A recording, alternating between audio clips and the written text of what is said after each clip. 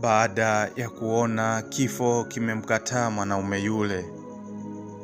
Karibu tena katika simulizi yetu ya Nimemuua Mke Wangu sehemu ya 3.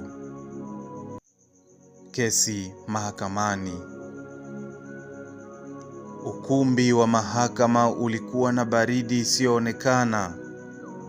Sio baridi ya hewa, bali ya macho ya watu. Watu walikuwa wamekaa pale kama watazamaji wa tukio ambalo halikuwahusu. Lakini kila mmoja alikuwa na hukumu yake tayari moyoni.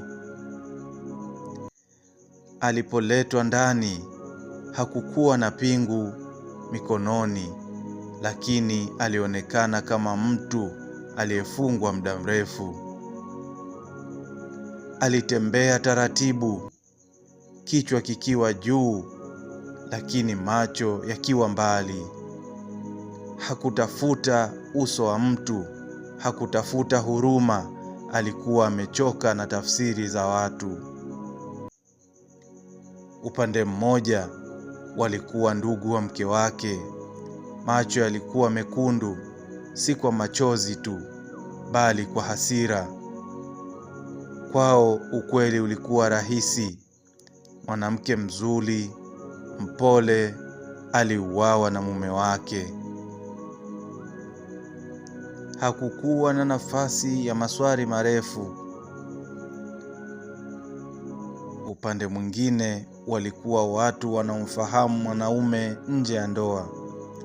Wafanya biashara, marafiki na watu waliowahi kumsifu kwa juhudi zake. Walikuwa kimya, wakiwa na mshangao.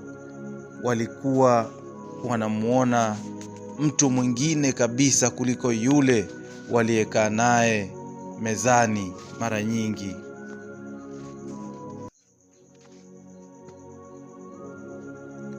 Hakimu alipoingia, ukumbi ulinyamaza. Sauti ilipoanza kusoma mashtaka, maneno yalikuwa makali kuliko msumari.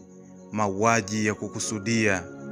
Ushahidi ukaanza kuwasilishwa, picha, ripoti, muda wa kifo.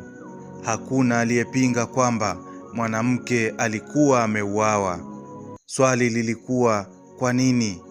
Ndipo barua ikaletwa. Ukumbi ulipobaki kimya tena, karatasi ile ile iliyokuwa mezani sasa ilikuwa mikononi mwa hakimu.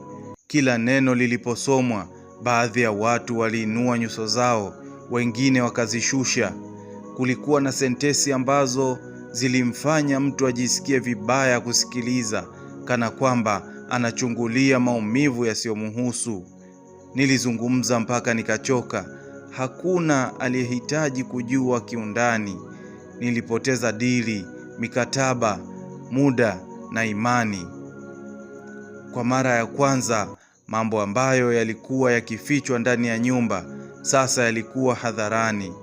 Lakini hata hapo kulikuwa na mipaka.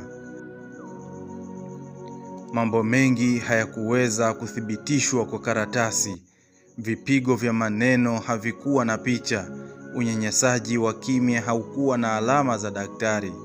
Mwanaume alipoitwa kuzungumza, alisimama bila haraka. Alitazama mbele. Alizungumza kwa sauti iliyokuwa thabiti kuliko hisia zake. Alikiri kosa. Hakujitetea. Hakusema alilazimishwa. Hakumlaumu mke wake hadharani. Alisema tu ukweli wake. Alisema alijaribu kuondoka. Alisema alijaribu kutafuta msaada. Alisema alichoka kuwa mwanaume aliyevumilia kimya. Na hapa tunasimama tena, mpenzi msikilizaji wa simulizi ya Nimemuua Mke Wangu, tukisubiri sehemu inayofuata. Usisahau kusubscribe, kulike na kukomenti, kwani maoni yako ndio yanayotupa nguvu kukusogezea sehemu inayofuata na simulizi zingine.